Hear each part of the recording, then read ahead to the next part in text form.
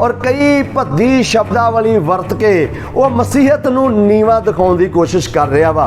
पर मेरे वीर एक गल याद रखियो, सियाणियां ने कहा वा, कहंदे चंद वल मूँह करके थुकीए ते थुक वापस अपने मूँह ते पैंदा वा।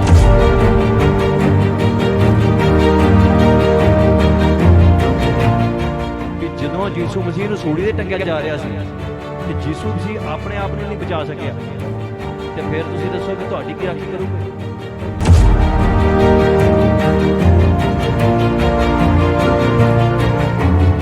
मसीह कौम जिहड़ी आ वो शांति पसंद लोग ने, वो पढ़े लिखे लोग ने, वो एजुकेटेड लोग ने, वो एडी छेती दे नाल थोड़ी कीतियां कदे भी उतावले नहीं हुंदे।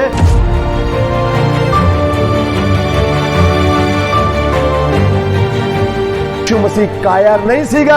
यीशु मसीह दी ये योजना सीगी कि मैं मनुख दे लई, मनुखा दे लई, मनुख जाति दे लई, इत्थों तक कल्ले पंजाब नहीं पूरी दुनिया दे लई खुदावंद यीशु मसीह दा बलिदान होना बहुत जरूरी सीगा।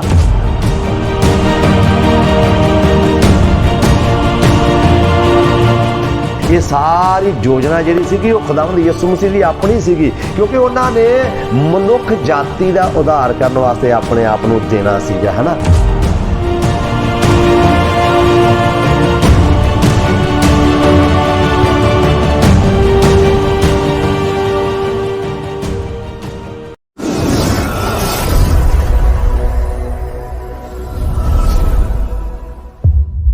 खुदावंद प्रभु यीशु मसीह के जिंदा ते पवित्र नाम विच तुहानूं सारिआं नूं जय मसीह दी। मैं पास्टर राजविंदर मसीह अमृतसर। प्रभु का धन्नवाद आ, परमेश्वर ने अज फिर एक चंगा समा दिता है कि तुहाडे रूबरू हो सकां और तुहाडे रूबरू हो के परमेश्वर के वचन की कुछ गहराइयां दीयां गल्लां जिहड़ियां वा वो तुहाडे नाल साझीआं कर सकीए। तो प्रभु तुहानूं बहुत ज़्यादा आशीष देगा। अज दी वीडियो नूं बड़े ध्यान दे नाल सुणिओ और वध तों वध इहनूं शेयर करिओ तां जो ये परमेश्वर के वचन की सच्चाई की गल जिहड़ी आ वो सब लोकां तक पहुँच जावे। तो अज मैं तुहाडे नाल गल करन वास्ते जा रहा वां। एक अमृतपाल सिंह आ जिहड़ा पिछले कई दिनां तो मसीह लोकां नूं टारगेट कर रहा वा। बड़े वक्रे वक्रे तरीके दे नाल, बड़े वक्रे वक्रे तरीके दे नाल उन्हां नूं टारगेट कर रहा वा और कई भद्दी शब्दावली वरत के वो मसीहत नूं नीवा दिखाउण दी कोशिश कर रहा वा। पर मेरे वीर एक गल याद रखियो, सियाणियां ने कहा वा, कहंदे चंद वल मूँह करके थुकीए ते थुक वापस अपने मूँह ते पैंदा वा। इस करके वो महान शख्सियतां जिहड़ियां इस दुनिया दे उत्ते अपना नाम दे के चले गईयां ने, उन्हां नूं माड़ा कहण दे नाल उन्हां ने माड़े नहीं होना, पर बंदे दे अपने विचारां तो बंदे दी पहचान बनदी आ। जे तुहाडी सोच वधिया वा ते तुसीं हर उहदा सत्कार करोगे मनुख दा, ते जे तुहाडी सोच दे विच किते कमी रह गई आ तो इस करके तुसीं बहुत घट लोकां दा सत्कार कर पाउंदे जे। तो प्रभु तुहानूं आशीष देवे। मैं गल करन वास्ते जा रहा जिहड़ा हुणे हुणे उहने ताज़ा ताज़ा एक सवाल कीता वा। कहंदे आ भी यीशु मसीह ते अपने आप नूं नहीं बचा सकिया जदों सलीब ते उहनूं चढ़ाया गया, ते वो तुहानूं की बचाएगा। तो मेरे प्यारिओ इन्हां शब्दां दे नाल या ये शब्द कह के उन्हें खुदावंद यीशु मसीह दे किरदार दे उत्ते जिहड़ी उंगली चुकी आ, कल्ली यीशु मसीह दे किरदार दे उत्ते उंगली नहीं चुकी, उन्हें उन्हां तमाम महान शख्सियतां उत्ते जिहड़े गुरु होए ने, जिन्हां ने कुर्बानियां दित्तियां ने, जिहड़े योधे होए ने, जिहड़े सूरमे होए ने, उन्हां ने कुर्बानियां दित्तियां ने, ते उस कुर्बानी नूं उन्हें चैलेंज कीता वा और उन्हां दियां कुर्बानियां दे उत्ते उन्हें शब्द कह के एक सवालिया निशान ला दिता वा कि वो अपने आप नूं नहीं बचा सके। तो मेरे प्यारिओ मैं समझदा है इहो जे बयान पता वो क्यों दिंदा है, क्योंकि उन्होंने गुरमत दे बारे बहुत घट ज्ञान आ। क्योंकि मैं वेख लिया सीगा वो हुणे हुणे अजे उन्हें गुरु वाला होया वा, हुणे हुणे अजे उन्हें गुरु नूं अपने जीवन दे विच जगह दित्ती आ। ते कोई गल नहीं, हौली हौली जदों गुरमत नूं सिख जाऊगा, गुरमत दे विच परपक्क हो जाएगा, तो मैं समझदा वा सियाणा हो जाएगा, तो इन्हां गल्लां नूं कंट्रोल जरूर कर लवेगा। दूसरी गल वो इस करके भी इहो जे बयान दिंदा वा क्योंकि उहदे कोल कोई अपना जिहड़ा वधिया रोड मैप है ना अपने कौम दे लई जां अपने लोकां दे लई, मैनूं लगदा उहदी भी किते ना किते घाट आ। क्योंकि वो चाहुंदा वा भाई मैं फेमस रवां, वो चाहुंदा वा भी मैं फेम दे विच रवां, ते जदों जदों लोक उहनूं भुल्लना शुरू कर दिंदे ने उदों उदों वो मसीहत दे खिलाफ कोई ना कोई बयान देना शुरू कर दिंदा है जां बयान दे दिंदा है। वो इस करके क्योंकि मसीहत ते बयान देण दे नाल ਉਹਨੂੰ ਚੰਗੀ TRP ਮਿਲਦੀ ਆ ਤੇ ਉਹ ਸੋਚਦਾ ਵਾ ਵੀ ਚਲੋ ਇਸੇ ਤਰ੍ਹਾਂ ਹੀ ਮੈਂ ਲੋਕਾਂ ਦੇ ਵਿੱਚ ਫੇਮਸ ਬਣਿਆ ਰਵਾਂ। ਪਰ ਮੇਰੇ ਵੀਰ, ਝੂਠ ਦੀ ਨੀਂਹ ਦੇ ਉੱਤੇ ਬੰਦਾ ਜ਼ਿਆਦਾ ਚਿਰ ਕਾਇਮ ਨਹੀਂ ਰਹਿੰਦਾ। ਇਸ ਕਰਕੇ ਅਗਰ ਜੇ ਤੂੰ ਕੌਮ ਦਾ ਵਾਰਿਸ ਬਣਨਾ ਚਾਹੁੰਦਾ ਹੈ ਜਾਂ ਤੂੰ ਕੌਮ ਦੀ ਗੱਲ ਕਰ ਰਿਹਾ ਹੈ ਤੇ ਕੌਮ ਨੂੰ ਕੋਈ ਚੰਗਾ ਰੋਡ ਮੈਪ ਦੇ ਤਾਂ ਜੋ ਉਹਨਾਂ ਲੋਕਾਂ ਦਾ ਵੀ ਕੁਛ ਨਾ ਕੁਛ ਭਲਾ ਹੋ ਸਕੇ। ਮਸੀਹਤ ਦੇ ਖਿਲਾਫ ਬੋਲਣ ਦੇ ਨਾਲ ਹੋ ਸਕਦਾ ਹੈ ਤੈਨੂੰ ਜ਼ਿਆਦਾ ਜਿਹੜੀ ਆ ਕਿ ਪਬਲਿਸਿਟੀ ਮਿਲ ਰਹੀ ਆ, ਪਰ ਇਹ ਜ਼ਿਆਦਾ ਚਿਰ ਚੱਲਣ ਵਾਲੀ ਚੀਜ਼ ਨਹੀਂ ਆ, ਕਿਉਂਕਿ ਪੂਰੀ ਦੁਨੀਆ ਜਾਣਦੀ ਆ ਮਸੀਹ ਕੌਮ ਜਿਹੜੀ ਆ ਉਹ ਸ਼ਾਂਤੀ ਪਸੰਦ ਲੋਕ ਨੇ, ਉਹ ਪੜ੍ਹੇ ਲਿਖੇ ਲੋਕ ਨੇ, ਉਹ ਐਜੂਕੇਟਡ ਲੋਕ ਨੇ, ਉਹ ਐਡੀ ਛੇਤੀ ਦੇ ਨਾਲ ਥੋੜੀ ਕੀਤਿਆਂ ਕਦੇ ਵੀ ਉਤਾਵਲੇ ਨਹੀਂ ਹੁੰਦੇ। ਤੋ ਇਸ ਕਰਕੇ ਅੱਜ ਵੀ ਮਸੀਹ ਲੋਕ ਜਿਹੜੇ ਆ ਉਹ ਬੜੀ ਸ਼ਾਂਤੀ ਦੇ ਨਾਲ ਉਹ ਤੇਰੇ ਲਈ ਔਰ ਤੇਰੇ ਸਾਰੇ ਪਰਿਵਾਰ ਦੇ ਲਈ ਉਹ ਪ੍ਰੇਅਰ ਕਰ ਰਹੇ ਨੇ ਕਿ ਪਰਮੇਸ਼ਰ ਤੈਨੂੰ ਇੱਕ ਸ਼ਾਂਤੀ ਬਖਸ਼ੇ, ਤੇਰੇ ਮਨ ਨੂੰ ਸ਼ਾਂਤੀ ਮਿਲੇ ਔਰ ਤੂੰ ਇੱਕ ਚੰਗਾ ਸਮਾਜ ਸਿਰਜਣ ਦੇ ਲਈ ਕੰਮ ਕਰੇ, ਨਾ ਕਿ ਦੁਨੀਆ ਦੇ ਵਿੱਚ ਜਾਂ ਲੋਕਾਂ ਦੇ ਵਿੱਚ ਵੈਰ ਵਿਰੋਧ ਦੀਆਂ ਗੱਲਾਂ ਨੂੰ ਪੇਸ਼ ਕਰੇ। ਤੋ ਪ੍ਰਭੂ ਤੈਨੂੰ ਆਸ਼ੀਸ਼ ਦੇਵੇਗਾ। ਤੋ ਹਾਂ ਮੇਰੇ ਪਿਆਰਿਓ, ਹੁਣ ਮੈਂ ਚਾਹਾਂਗਾ ਕਿ ਜਿਹੜੀ ਉਹਨਾਂ ਨੇ ਗੱਲ ਕੀਤੀ ਆ, ਉਹ ਕਹਿੰਦੇ ਜੀ ਯਿਸੂ ਮਸੀਹ ਆਪਣੇ ਆਪ ਨੂੰ ਨਹੀਂ ਬਚਾ ਸਕਿਆ। ਮੇਰੇ ਵੀਰ, ਪਹਿਲੀ ਗੱਲ ਤੇ ਇਹ ਕਿ ਯਿਸੂ ਮਸੀਹ ਦੇ ਆਉਣ ਤੋਂ ਕੁਝ ਸਮਾਂ ਪਹਿਲਾਂ ਦੀ ਗੱਲ ਮੈਂ ਤੇਰੇ ਨਾਲ ਸਾਂਝੀ ਕਰਨ ਲੱਗਾ ਪਰਮੇਸ਼ਰ ਦੇ ਵਚਨ ਦੇ ਵਿੱਚੋਂ।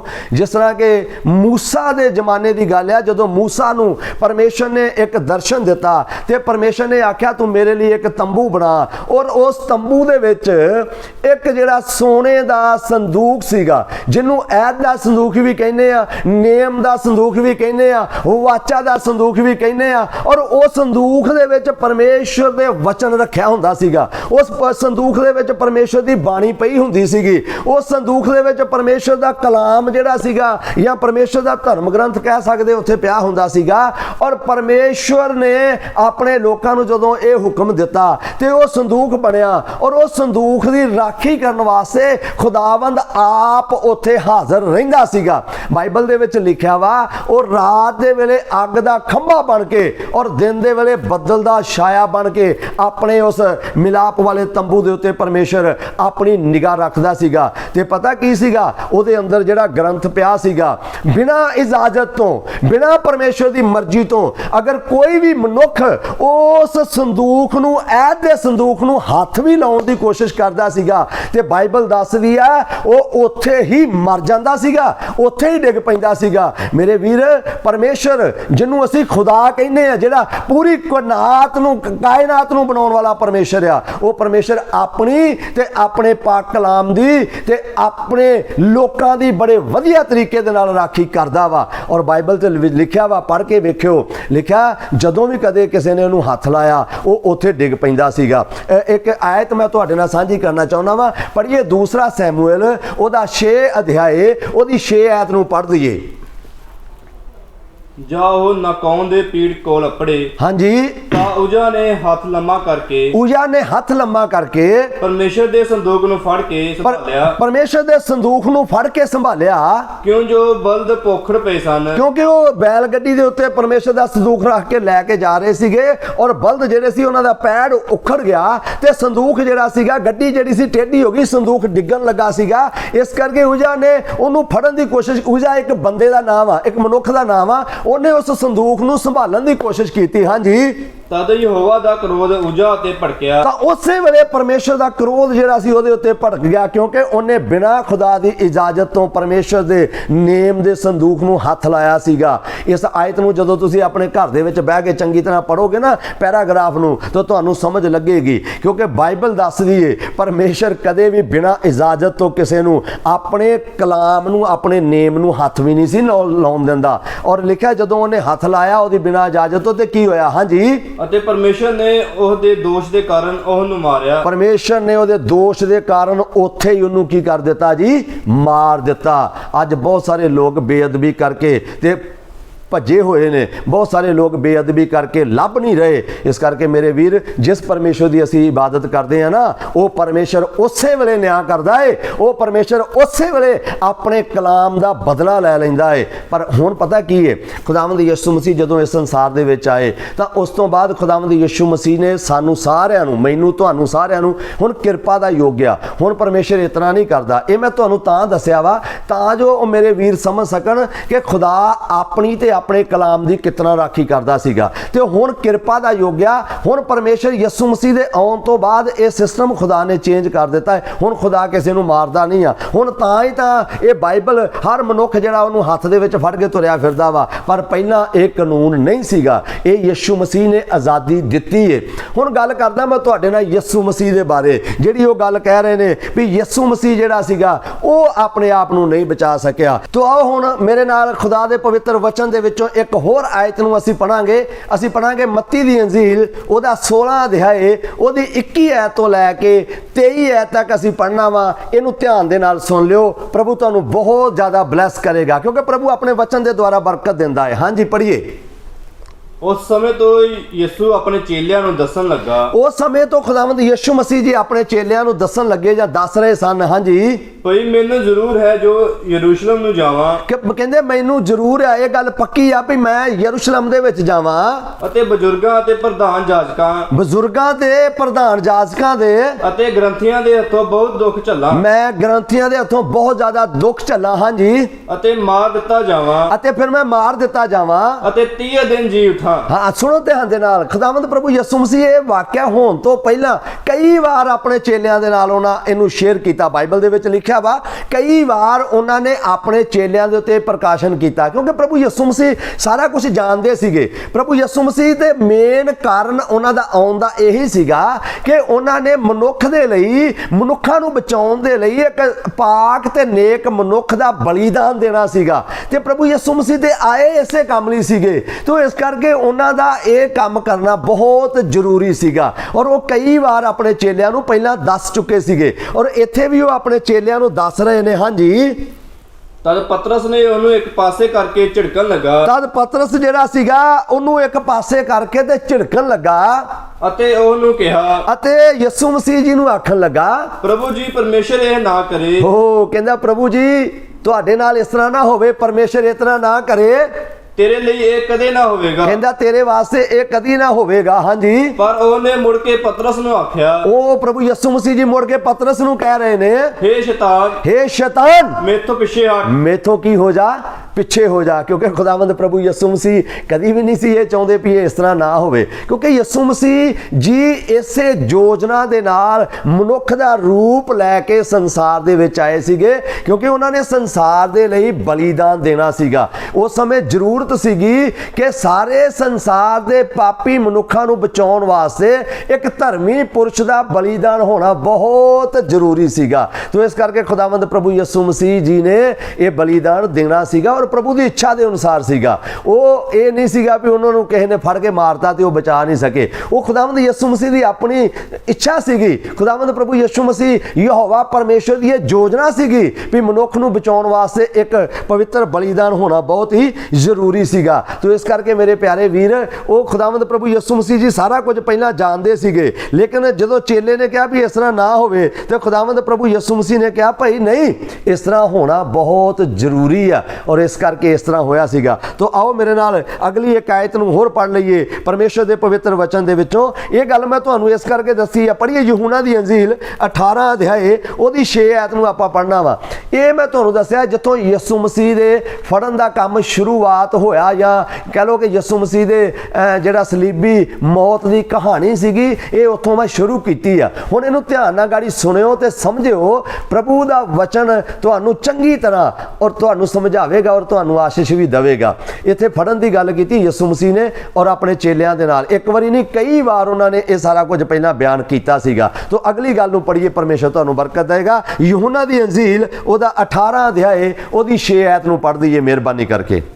ਸੋ ਜਾਂ ਉਸ ਨੂੰ ਉਹਨਾਂ ਨੇ ਆਖਿਆ, ਹਾਂਜੀ ਮੈਂ ਹੀ ਹਾਂ। ਹਾਂਜੀ ਉਹ ਪਿਸ਼ਾਹ ਨੂੰ ਹਟ ਗਏ। ਹਾਂਜੀ ਅਤੇ ਪੁੰਜੇ ਡਿੱਗ ਪਏ। ਹਾਂਜੀ ਇਸ ਲਈ ਉਸਨੇ ਉਹਨਾਂ ਨੂੰ ਫਿਰ ਪੁੱਛਿਆ। ਹਾਂ ਸੁਣੀਏ ਧਿਆਨ ਦੇ ਨਾਲ। ਇੱਥੇ ਖੁਦਾਵੰਦ ਪ੍ਰਭੂ ਯਿਸੂ ਮਸੀਹ ਦਾ ਪਵਿੱਤਰ ਪਾਕ ਕਲਾਮ ਕਹਿੰਦਾ ਵਾ, ਇਹਨੂੰ ਜਦੋਂ ਤੁਸੀਂ ਪੂਰਾ ਪੈਰਾਗ੍ਰਾਫ ਪੜੋਗੇ ਨਾ ਤੇ ਯਹੂਨਾ ਦੀ ਅੰਜੀਲ ਦੇ ਵਿੱਚ ਤੁਹਾਨੂੰ ਮਿਲੇਗਾ ਕਿ ਚੇਲੇ ਜਿਹੜੇ ਸੀਗੇ ਜਦੋਂ ਯਿਸੂ ਮਸੀਹ ਚੇਲਿਆਂ ਦੇ ਨਾਲ ਗਤਸਮਨੀ ਬਾਗ ਦੇ ਵਿੱਚ ਪ੍ਰਾਰਥਨਾ ਕਰ ਰਹੇ ਸੀਗੇ ਤੇ ਜਿਹੜੇ ਫੜਨ ਵਾਲੇ ਸੀ ਨਾ ਯਿਸੂ ਮਸੀਹ ਨੂੰ, ਉਹਦੇ ਚਾਰ ਚੁਫੇਰੇ ਘੁੰਮੀ ਤੇ ਜਾਣਦੇ ਸੀਗੇ ਪਰ ਉਹਨਾਂ ਨੂੰ ਲੱਭਣ ਨਹੀਂ ਸੀ ਡਿਆ ਵੀ ਯਿਸੂ ਮਸੀਹ ਕਿਹੜਾ ਵਾ। ਤੇ ਯਿਸੂ ਮਸੀਹ ਆਪ ਖੁਦ ਅੱਗੇ ਹੋਏ ਤੇ ਉਹਨਾਂ ਨੂੰ ਪੁੱਛਿਆ, ਕਹਿੰਦੇ ਕਹਿੰਦੇ ਹਾਂ ਵੀ ਦੱਸੋ ਤੁਸੀਂ ਕਿਹਨੂੰ ਲੱਭ ਰਹੇ ਜੇ? ਉਹ ਕਹਿੰਦੇ ਅਸੀਂ ਯਿਸੂ ਨਾਸਰੀ ਨੂੰ ਲੱਭ ਰਹੇ ਆ। ਤੇ ਉਹ ਕਹਿੰਦਾ ਵੀ ਯਿਸੂ ਮੈਂ ਹੀ ਆ। ਤੇ ਲਿਖਿਆ ਵਾ ਉਹ ਸਾਰੇ ਦੇ ਸਾਰੇ ਯਕਦਮ ਝਟਕਾ ਲੱਗਾ ਉਹਨਾਂ ਨੂੰ, ਉਹ ਪਿੱਛੇ ਹਟ ਗਏ ਕਿਉਂਕਿ ਉਸ ਸਮੇਂ ਪਰਮੇਸ਼ਰ ਦਾ ਜਲਾਲ, ਖੁਦਾ ਦਾ ਨੂਰ ਜਿਹੜਾ ਸੀਗਾ, ਪ੍ਰਭੂ ਦਾ ਜਲਾਲ ਜਿਹੜਾ ਯਿਸੂ ਮਸੀਹ ਦੇ ਉੱਤੇ ਪੂਰੀ ਖੁਦਾਈ ਉਸ ਸਮੇਂ ਉਤਰੀ ਸੀਗੀ। ਇਸ ਕਰਕੇ ਉਹ ਖੁਦਾਈ ਨੂੰ ਵੇਖ ਕੇ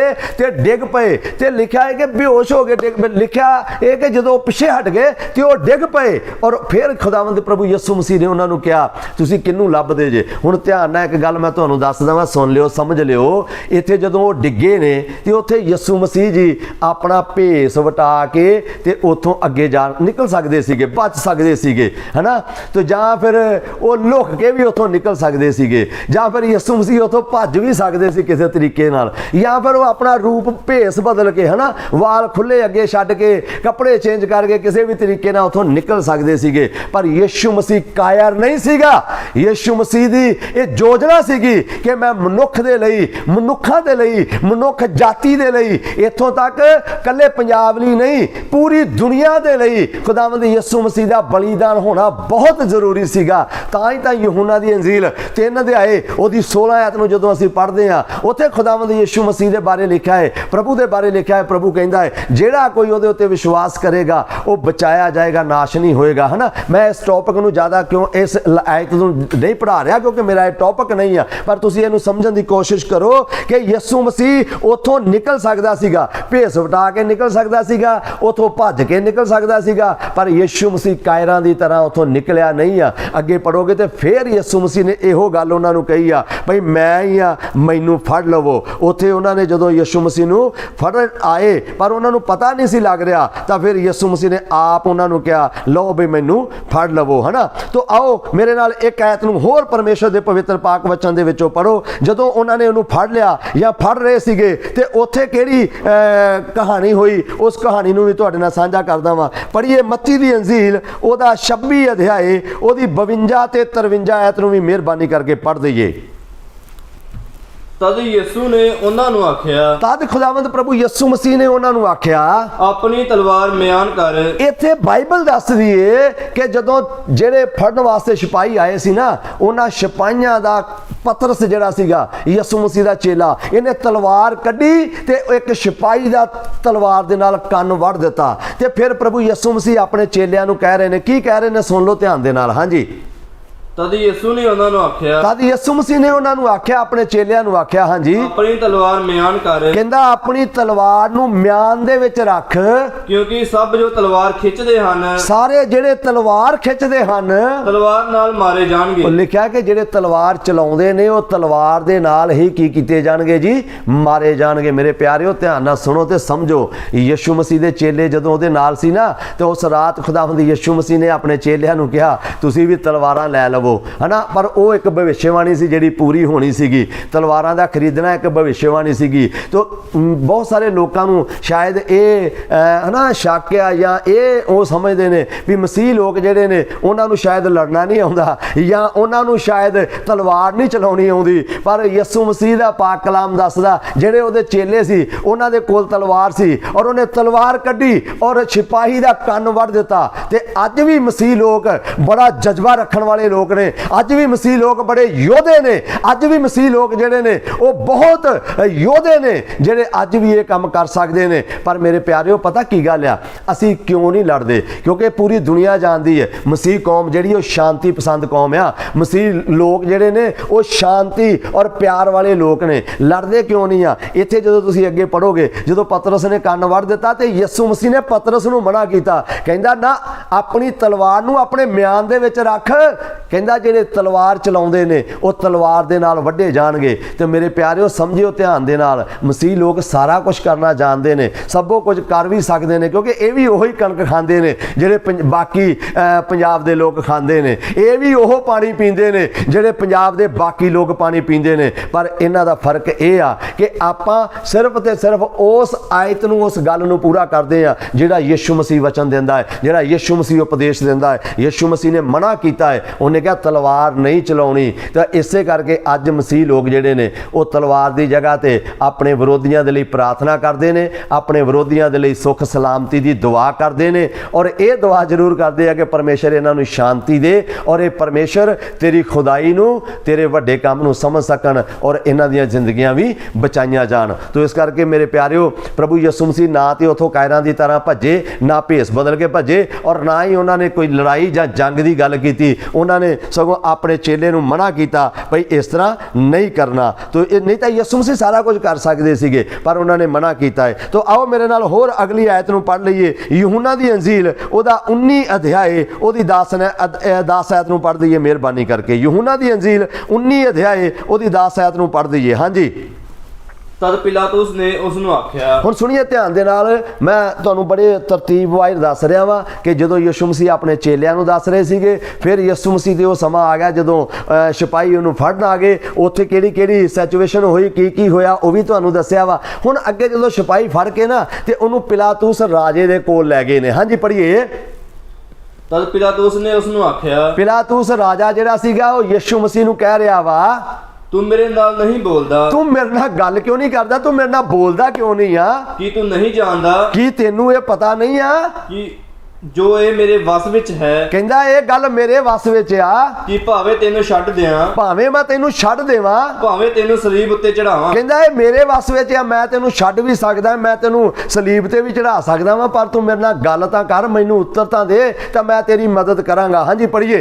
ਯਿਸੂ ਨੇ ਉਹਨੂੰ ਉੱਤਰ ਦਿੱਤਾ। ਖੁਦਾਵੰਦ ਯਿਸੂ ਮਸੀਹ ਨੇ ਉਹਨੂੰ ਕੀ ਕਿਹਾ? ਹਾਂਜੀ। ਜੇ ਤੈਨੂੰ ਇਹ ਉੱਪਰੋਂ ਨਾ ਦਿੱਤਾ ਜਾਂਦਾ, ਕਹਿੰਦਾ ਜੇ ਤੈਨੂੰ ਇਹ ਅਧਿਕਾਰ ਉੱਪਰੋਂ ਨਾ ਮਿਲਦਾ, ਹਾਂਜੀ, ਤਾਂ ਮੇਰੇ ਉੱਤੇ ਤੇਰਾ ਕੁਝ ਵਸ ਨਾ ਚੱਲਦਾ। ਤੇਰਾ ਮੇਰੇ ਉੱਤੇ ਵਾਸ ਹੀ ਕੋਈ ਨਹੀਂ ਸੀ ਚੱਲਣਾ। ਮੇਰੇ ਪਿਆਰਿਓ, ਖੁਦਾਵੰਦ ਦਾ ਕਲਾਮ ਸਾਡੇ ਅੰਦਰ ਇਹ ਜਜ਼ਬਾ ਭਰਦਾ ਹੈ।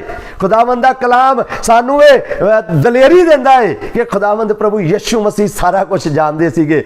ਰਾਜਾ ਤਰਲੇ ਪਾਉਣ ਡਿਆ ਹੈ, ਕਹਿੰਦਾ ਮੇਰੇ ਨਾਲ ਗੱਲ ਤਾਂ ਕਰ, ਮੇਰੇ ਨਾਲ ਬੋਲ ਤਾਂ ਸਹੀ, ਮੈਂ ਤੇਰੀ ਮਦਦ ਕਰਨ ਨੂੰ ਤਿਆਰ ਹਾਂ। ਲੇਕਿਨ ਯਿਸੂ ਮਸੀਹ ਕਹਿ ਰਹੇ ਨੇ, ਕਹਿੰਦੇ ਜੇ ਤੈਨੂੰ ਉੱਪਰੋਂ ਨਾ ਅਧਿਕਾਰ ਦਿੱਤਾ ਜਾਂਦਾ ਤੇ ਤੇਰਾ ਮੇਰੇ ਉੱਤੇ ਕੋਈ ਵਸ ਨਹੀਂ ਚੱਲਣਾ। ਇਸ ਕਰਕੇ ਇਹ ਉੱਪਰੋਂ ਪਰਮੇਸ਼ਰ ਦੀ ਸਾਰੀ ਯੋਜਨਾ ਸੀਗੀ। ਤਾਂ ਕਰਕੇ ਖੁਦਾਵੰਦ ਪ੍ਰਭੂ ਯਿਸੂ ਮਸੀਹ ਮਨੁੱਖ ਦਾ ਰੂਪ ਲੈ ਕੇ ਮਨੁੱਖਾਂ ਦੇ ਵਿੱਚ ਆਏ ਤਾਂ ਜੋ ਮਨੁੱਖ ਜਾਤੀ ਦਾ ਉਧਾਰ ਕਰ ਸਕਣ, ਹਨਾ। ਤਾਂ ਮੈਨੂੰ ਲੱਗਦਾ ਹੈ ਕਿ ਜੇ ਤੁਸੀਂ ਇਹ ਪੂਰੀ ਵੀਡੀਓ ਵੇਖ ਲਈ ਹੈ ਤਾਂ ਤੁਹਾਨੂੰ ਇਹ ਚੰਗੀ ਤਰ੍ਹਾਂ ਸਮਝ ਆ ਜਾਊਗੀ ਕਿ ਯਿਸੂ ਮਸੀਹ ਕਿਉਂ ਤੇ ਕਾਹਦੇ ਲਈ ਉੱਥੇ ਉਹਨਾਂ ਨੇ ਆਪਣੇ ਆਪ ਨੂੰ ਸਲੀਬ ਦੇ ਉੱਤੇ ਦੇ ਦਿੱਤਾ। ਇੱਥੇ ਲਿਖਿਆ ਹੈ, ਉਹ ਕਹਿੰਦਾ ਜੇ ਤੈਨੂੰ ਉੱਪਰੋਂ ਵਸ ਨਾ ਦਿੱਤਾ ਜਾਂਦਾ, ਜੇ ਤੈਨੂੰ ਉੱਪਰੋਂ ਹੁਕਮ ਨਾ ਹੁੰਦਾ, ਅਧਿਕਾਰ ਨਾ ਮਿਲਦਾ, ਤੇ ਤੂੰ ਮੇਰਾ ਕੁਝ ਵੀ ਕਰ ਨਹੀਂ ਸੀ ਸਕਦਾ। ਰਾਜਾ ਤਰਲੇ ਪਾਉਣ ਡਿਆ, ਵਾਸਤੇ ਕਰਨ ਡਿਆ, ਕਹਿੰਦਾ ਮੇਰੇ ਨਾਲ ਬੋਲ ਤਾਂ ਸਹੀ, ਮੈਂ ਤੈਨੂੰ ਪਤਾ ਮੈਂ ਤੈਨੂੰ ਬਚਾ ਵੀ ਸਕਦਾ। ਪਰ ਯਿਸੂ ਮਸੀਹ ਨੂੰ ਬਚਣ ਦੀ ਜ਼ਰੂਰਤ ਨਹੀਂ ਸੀ, ਕਿਉਂਕਿ ਯਿਸੂ ਮਸੀਹ ਨੇ ਪੂਰਾ ਸਮਾਂ ਉਹਨਾਂ ਲੋਕਾਂ ਨੂੰ ਦਿੱਤਾ ਜਿਹੜੇ ਉਹਦੇ ਉੱਤੇ ਜ਼ੁਲਮ ਕਰਨਾ ਚਾਹੁੰਦੇ ਸੀਗੇ।